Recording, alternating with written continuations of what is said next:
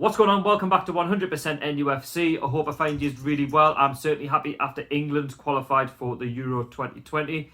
And I have to say, it was pretty straightforward if you looked at our group. We beat Montenegro and Kosovo respectively to qualify for next summer's tournament.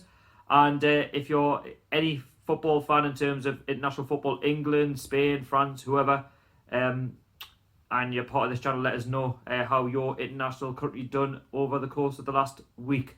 I'm not really a big fan of international football, truth be told, but when England do qualify, it is always good. But when it comes to the main competition, we all know what England are about. We do so well for so long in the tournament, and then we sort of bottle it at the final hurdle. But I'm not here to talk about England. I'm here to talk about Aston Villa versus Newcastle in the Premier League this Monday at Villa Park. I hope you like the new surroundings. I am at home.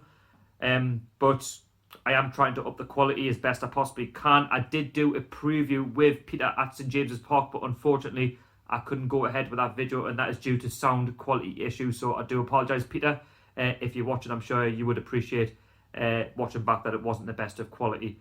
But I'm here on my own to preview this game.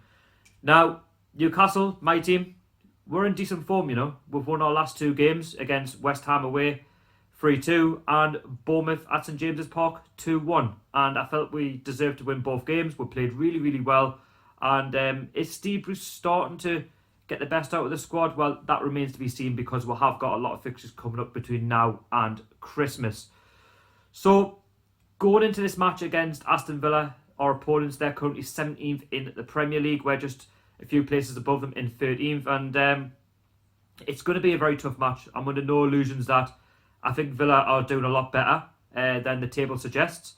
And we haven't played Villa for a while. It goes way back to the days in the Championship when we both got relegated back in 2016. And obviously we've come back up in the first half of Aston. It's taken Aston Villa at least 3 seasons to come back into the Championship, which it's not easy to do. Now, Steve Bruce has already given his press conference, and he's basically went on to say that, of course, he was former Aston Villa manager, and he wants to go to Villa Park and get one over them. He wants the 3 points. And yeah, like, that's understandable. You know, he's Newcastle United manager now. He said in his press conference that he's got nothing against the Villa fans whatsoever. He just wished he had a little bit more time to try and get Aston Villa, you know, into the Premier League. You know, they were going through a time where the ownership situation sort of took its toll. They couldn't really afford players. And it just simply didn't work out for him. And he just missed out on a return to the Premier League with Aston Villa back in 2018. So then, of course, the sort of last season, it didn't quite work out for him, and he got sacked. And I remember there was loads of cabbages getting through, or there was a cabbage incident or something like that. And yeah, in came in Dean Smith, and he's obviously got them promoted back into the Premier League. And of course, you know, when you're an ex sort of manager, you want to get one over the club that sacked you. So at the minute, Steve Bruce, he's done okay, you know, so far. I would say, yes, I've given him a little bit of flack. Do I want him at this football club? Obviously not, but I will back him as he is the head coach, as you would say nowadays in football. So, like, our record against Aston Villa, well, especially at Villa Park, I wouldn't say it's fantastic. It's okay. We've had a lot of 0-0 and 1-1 draws in there as well. We did beat them 2-0 at St James's Park in the Championship. If you remember the Henry Lansbury incident, when he put the ball in his own net after what happened against Nottingham Forest in the Championship, that was a good moment. And obviously we don't have the best of relationships with Aston Villa after, you know, what happened in 2009 when we got relegated. They were saying sob on the tyne and all that shit. But let's be honest with you, I personally, as a Newcastle fan, have nothing against Villa fans whatsoever. I think it was all done in banter. You know, we've done it to ourselves when we first got relegated, and we've also done it to ourselves when we got relegated back in 2016. That's just the way it is. You know, both Newcastle and Aston Villa both used to be, you know, top 6 clubs, and we've both fallen apart. We'll both admit that. But we're both trying to slowly recover to get to where we once want to be. And as I've said before, I think going into this match, Steve Bruce did say in his press conference that there is a couple of injuries, one being Kieran Clark and Jamal Lascelles, 2 key centre-backs who have done all right in the last few matches, especially Kieran Clark's gone, you know, a vital goal against West Ham and Bournemouth respectively. Apparently he hurt himself in international duty with Ireland, so I can only wish him all the very best. And of course Jamal Lascelles had to come off through the match against Bournemouth after colliding with Newcastle United goalkeeper Martin Dubravka. So I wish them all the very best, and hopefully they get back soon. However, we are blessed with two centre-backs coming back, and that's Florian Lejeune and Fabian Shaw. I would be happy to see them back because I think they're both very good centre-backs, especially Fabian Shaw. He's been unbelievable. And we've definitely missed Florian Lejeune because he's very good, from set pieces. When a ball comes into the box 9 times out of 10, he's going to stick his head in it. And he's a very solid centre-back all round. We are blessed, with a lot of good centre-backs so far, especially under Rafa and now Steve Bruce. And Steve Bruce obviously said that in his press conference. I think, for me, they're both like-for-like switches. I would put them in the squad against Villa on Monday. And like I say, I think the squad itself, it played really, really well against Bournemouth. I wouldn't change it. They're the only 2 changes I would make, and that's at the centre-back position. And looking at Aston Villa, they've got a very good squad. I think I said they were 17th for the league. I think they're doing better than what the league suggests. Their last 2 results, they lost 2-1 against Wolves. They did claw one back, but it was a little too late. And then Liverpool, I think they only lost 2-1 as well. So they've lost 2 games 2-1. But they did progress in the Carabao Cup to face Liverpool. But, they actually are playing some very good football under Dean Smith. I think he's doing a fantastic job. I think Villa, for me, will be up there at the end of the season. I can't see them being relegated. I think they have got a good squad on paper. And, they've got some exceptional players. They have spent a lot of money in the summer, which is what Steve Bruce alluded to in his press conference. He was saying, how when he was there, he got John McGinn for a couple of million quid. And they couldn't make ends meet. If they didn't get John McGinn, then they probably wouldn't be where they are today. And now he's going for the likes of 50 million quid, which, let's be honest with you, that's the Premier League market today. He's doing so well for Aston Villa in the Premier League. He's assisting a lot of goals for them. He's working hard from the midfield. You've got Jack Grealish, an up-and-coming England international footballer. For me, he's good enough to play for England. And he's worked so hard, getting through the academy at Aston Villa. Yes, he had a few really shaky moments in his career where his career could have ended very, very quickly, but he's really picked himself up and he got them out of the Championship and he's just kicked on in the Premier League and he's a real threat for Villa, so I'm sure we'll have to watch out for him on Monday night. And is it Wesley Moraes as well? I think he's a very good striker as well. He's definitely a bargain. I'd say for Aston Villa, he's definitely hitting the ground running. They've got Trezeguet as well, another good player. Unheard of when they were signed, but they seem to be gelling really well.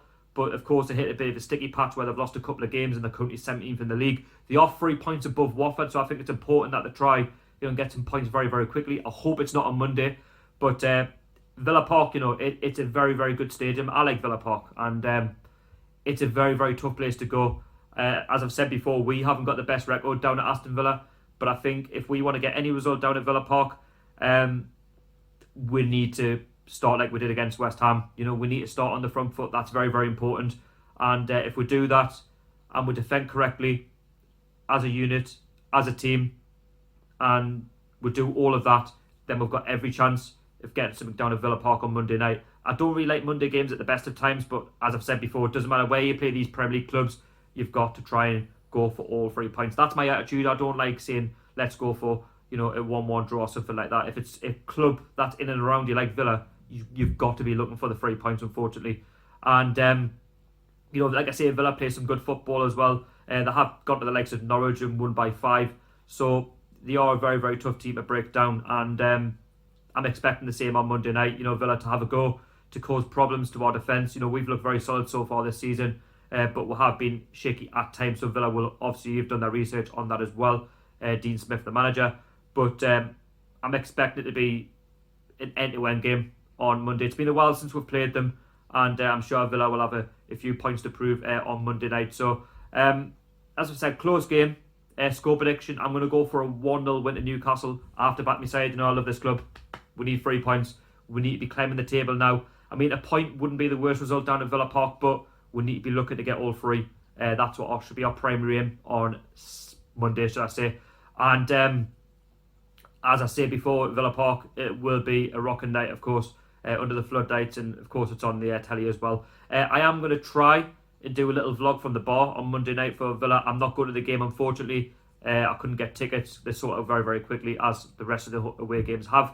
But I am trying to a few more away games come the end of the year, so don't worry about that. I am trying to get more on the channel. I am going to Blythe Spartans on Saturday, so if you want to see a match day vlog from there, a non-league vlog, something different, please subscribe to the channel.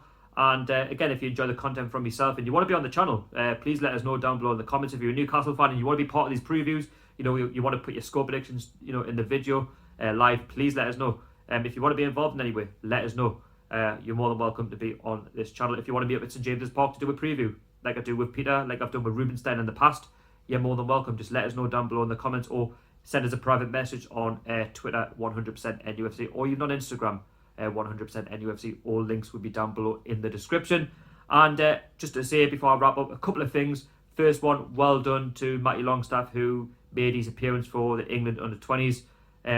Fully deserved. He's had a fantastic season so far. You got goal of the month against Manchester United, and hopefully, he goes on to bigger and better things, and hopefully that's with Newcastle. And what a name he's making for himself as well, especially, Sean Longstaff as well last season under Rafa Benitez. And I hope both of them, have a good career at Newcastle and wherever they may go after that, because you never know what our players are going to be doing in the next sort of few years under Mike Ashley, given our circumstances. And last but not least, tomorrow night, or today when you're watching this, it'll be Friday, Newcastle United under-23s are playing Benfica B team at Whitley Park. It's in the Premier League International Cup, and tickets for the game are £3 and £1 concession. If you are a season ticket holder at Newcastle United, it's free entry. So free entry if you want to go and watch a game of football down at Whitley Park. I will be there. I'm not too sure if I'm going to be vlogging the game or not. If you don't see a vlog, then of course I haven't vlogged it, but I am going to be there. So just in case you see us around. And yeah, like I said before, looking forward to the game on Monday. I'm glad that the football's back, and there's a lot of fixtures coming up between now and Christmas. I think we've got like 6 or 7 in the space of that month of December, which then again, I couldn't care less, because I love my club football, and like I say, love Newcastle United Football Club. Newcastle till I die. Anyway, thank you so much for watching. My name is Sharky, Newcastle United fan. I do match day previews, match day reviews, reactions. I do match day vlogs. If you haven't seen any of them, please go and check out the channel. And as well, please subscribe to the channel. I am trying to get to 2,400 subs. At least try and get 2,400 by Christmas. If we could do that, that would really mean the world to us as well. And I am trying to improve all of the time. Anyway, thank you so much for watching. Hit the thumbs up. 20 likes would be amazing if we can get there. If we don't, that's fine. And yeah, I'll see you all in the next one. How are the lads?